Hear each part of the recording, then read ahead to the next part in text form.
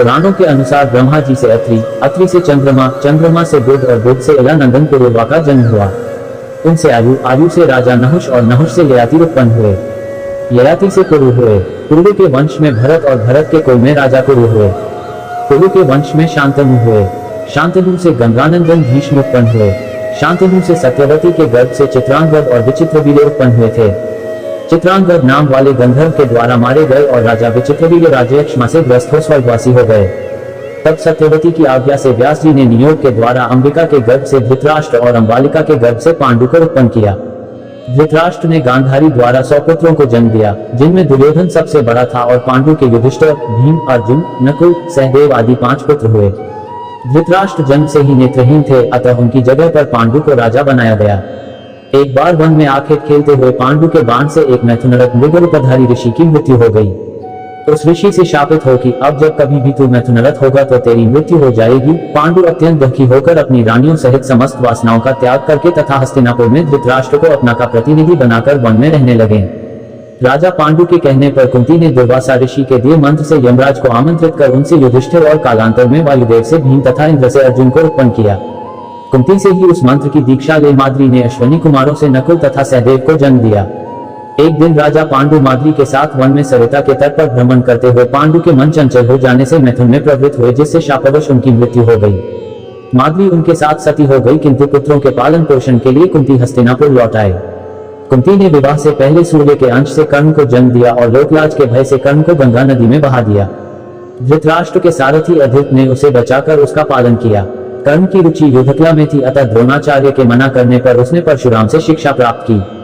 शकुनी के छल कपट से दुर्योधन ने पांडवों को बचपन में कई बार मारने का प्रयत्न किया तथा युवावस्था में भी जब युधिष्ठिर को युवराज बना दिया गया तो राक्ष के बने हुए घर राक्षागृह में पांडवों को भेजकर उन्हें आग से जलाने का प्रयत्न किया, किंतु विदुर की सहायता के कारण से वे उस जलते हुए ग्रह से बाहर निकल गए। पांडव वहां से एक चक्रा नगरी गए और मुनि का वेश बनाकर एक ब्राह्मण के घर में निवास करने लगे। फिर व्यास जी के कहने पर वे पांचाल राज्य में गए, जहां द्रौपदी का स्वयंवर होने वाला था। वहां एक के बाद एक सभी राजाओं एवं राजकुमारों ने मछली पर निशाना साधने का प्रयास किया, किंतु सफलता हाथ न लगी। तत्पश्चात अर्जुन ने तैलपात्र में प्रतिबिंब को देखते हुए एक ही बाण से मत्स्य को भेद डाला और द्रौपदी ने आगे बढ़कर अर्जुन के गले में वरमाला डाल दी। माता कुंती के वचनानुसार 5 पांडवों ने द्रौपदी को पत्नी रूप में प्राप्त किया। द्रौपदी के स्वयंवर के समय दुर्योधन के साथ ही साथ द्रुपद, धृष्टद्युम्न एवं अनेक अन्य लोगों को संदेह हो गया था कि वे 5 ब्राह्मण पांडव ही हैं। अतः उनकी परीक्षा करने के लिए द्रुपद ने उन्हें अपने राजप्रासाद में बुलाया। राजप्रासाद में द्रुपद एवं धृष्टद्युम्न ने पहले राजकोष को दिखाया, किंतु पांडवों ने वहां रखे रत्नाभूषणों तथा रत्न माणिक्य आदि में किसी प्रकार की रुचि नहीं दिखाई। किंतु जब वे शस्त्रागार में गए तो वहां रखे अस्त्र शस्त्रों में उन सभी ने बहुत अधिक रुचि दिखाई और अपनी पसंद के शस्त्रों को अपने पास रख लिया। उनके क्रियाकलाप से द्रुपद को विश्वास हो गया कि ये ब्राह्मणों के रूप में पांडव ही हैं। द्रौपदी स्वयंवर से पूर्व विदुर को छोड़कर सभी पांडवों को मृत समझने लगे और इस कारण धृतराष्ट्र ने दुर्योधन को युवराज बना दिया। गृहयुद्ध के संकट से बचने के लिए युधिष्ठिर ने धृतराष्ट्र द्वारा दिए खंडहर स्वरूप खांडव वन को आधे राज्य के रूप में स्वीकार कर लिया। वहां अर्जुन ने श्री कृष्ण के साथ मिलकर समस्त देवताओं को युद्ध में परास्त करते हुए खांडव वन को जला दिया और इंद्र के द्वारा की हुई वृष्टि का अपने बाणों के छत्राकार बाण से निवारण करके अग्नि देव को तृप्त किया। इसके फलस्वरूप अर्जुन ने अग्निदेव से दिव्य गांडीव धनुष और उत्तम रथ तथा श्री कृष्ण ने सुदर्शन चक्र प्राप्त किया।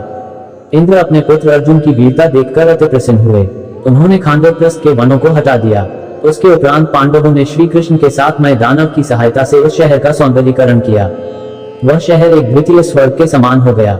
इंद्र के कहने पर देवशिल्पी विश्वकर्मा और मय दानव ने मिलकर खांडव वन को इंद्रपुरी जितने भव्य नगर में निर्मित कर दिया, जिसे इंद्रप्रस्थ नाम दिया गया।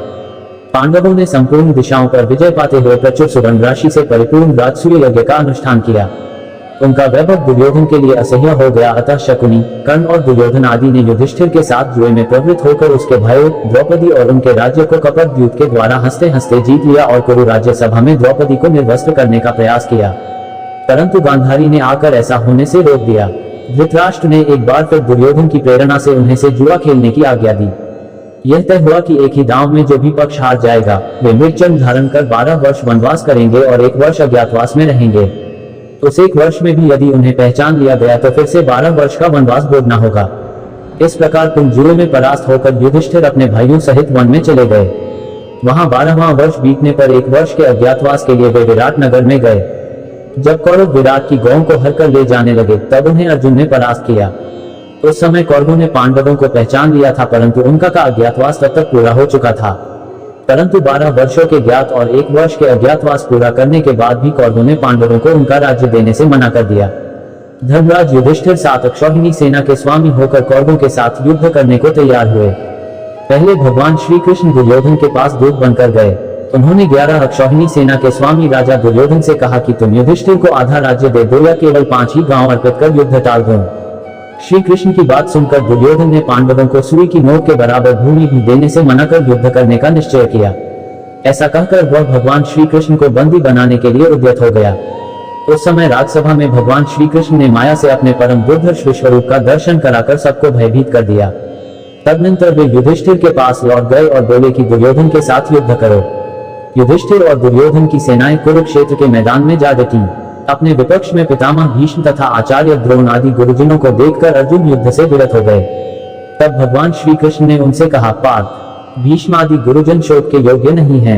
मनुष्य का शरीर विनाशशील है, किंतु आत्मा का कभी नाश नहीं होता।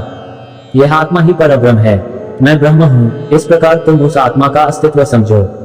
कार्य की सिद्धि और असिद्धि में समान भाव से रहकर कर्मयोग का आश्रय ले क्षात्र धर्म का पालन करो। इस प्रकार श्री कृष्ण के ज्ञान योग, भक्ति योग एवं कर्मयोग के बारे में विस्तार से कहने पर अर्जुन ने फिर से रथारूढ़ हो युद्ध के लिए शंख ध्वनि की। दुर्योधन की सेना में सबसे पहले पितामह भीष्म सेनापति हुए। पांडवों के सेनापति धृष्टद्युम्न थे। इन दोनों में भारी युद्ध छिड़ गया। भीष्म सहित कौरव पक्ष के योद्धा उस युद्ध में पांडव पक्ष के सैनिकों पर प्रहार करने लगे और शिखंडी आदि पांडव पक्ष के वीर कौरव सैनिकों को अपने बाणों का निशाना बनाने लगे। कौरव और पांडव सेना का वह युद्ध देवासुर संग्राम के समान जान पड़ता था। आकाश में खड़े होकर देखने वाले देवताओं को वह युद्ध बड़ा आनंददायक प्रतीत हो रहा था। भीष्म ने 10 दिनों तक युद्ध करके पांडवों की अधिकांश सेना को अपने बाणों से मार गिराया। भीष्म ने 10 दिनों तक युद्ध करके पांडवों की अधिकांश सेना को अपने बाणों से मार गिराया। भीष्म की मृत्यु उनकी इच्छा के अधीन थी।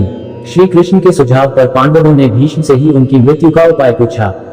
भीष्म ने कहा कि पांडव शिखंडी को सामने करके युद्ध लड़े।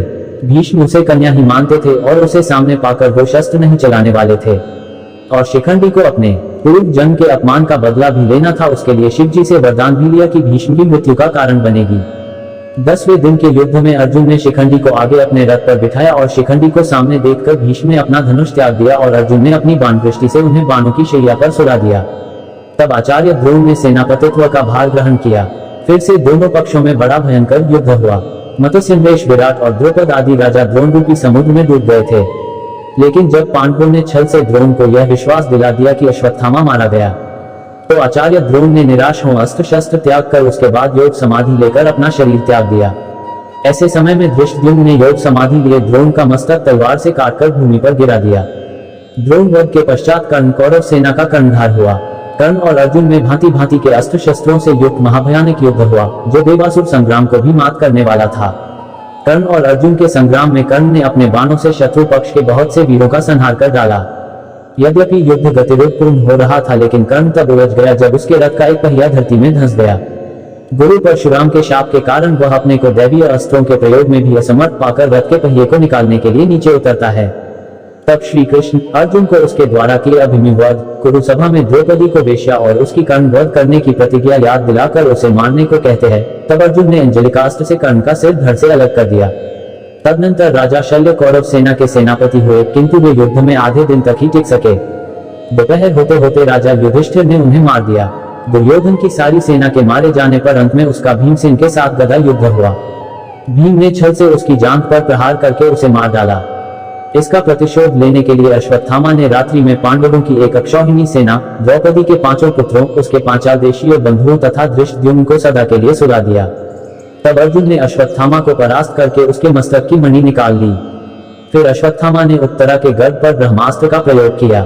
उसका गर्भ उसके अस्त्र से प्राय दग्ध हो गया था, किंतु भगवान श्री कृष्ण ने उसको पुनः जीवन दान दिया। उत्तरा का वही गर्भस्थ शिशु आगे चलकर राजा परीक्षित के नाम से विख्यात हुआ। इस युद्ध के अंत में कृतवर्मा, कृपाचार्य तथा अश्वत्थामा 3 कौरव पक्षीय और 5 पांडव, सात्यकी तथा श्री कृष्ण ये 7 पांडव पक्षीय वीर जीवित बचे। तत्पश्चात युधिष्ठिर राज सिंहासन पर आसीन हुए। महाभारत की कहानी आपको कैसी लगी कमेंट्स में जरूर बताएं। धन्यवाद।